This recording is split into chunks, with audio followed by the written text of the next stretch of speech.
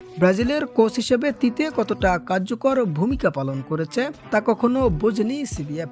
2016 সালে ভেঙে পড়া এক ব্রাজিল দলের দায়িত্ব নিজের করে নেন তিতে, যেখানে 2014 সালে জার্মানির সাথে 7-1 গোলের লজ্জাজনক হার কিংবা কোপা আমেরিকার মঞ্চে কোয়ার্টার ফাইনাল অতিক্রম করতে না পারা, এছাড়াও ছোট ছোট দলের সাথে ড্র করার অভিজ্ঞতা। অন্যদিকে 2016 সালের কোপা আমেরিকার গ্রুপ পর্ব কিংবা বিশ্বকাপ বাছাই পর্ব কোথাও ভালো কিছুর দেখা মেলেনি সেলেসাওদের।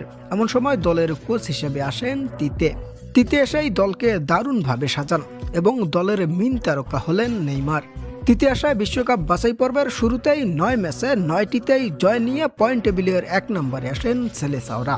ব্রাজিল হট ফেভারিট হিসাবে 2018 বিশ্বকাপ মঞ্চে পা রাখেন, তবে অনাকাঙ্ক্ষিতভাবে কোয়ার্টার ফাইনালে ব্রাজিল বেলজিয়ামের কাছে হেরে বিদায় নেয় 2018 বিশ্বকাপ মঞ্চ থেকে।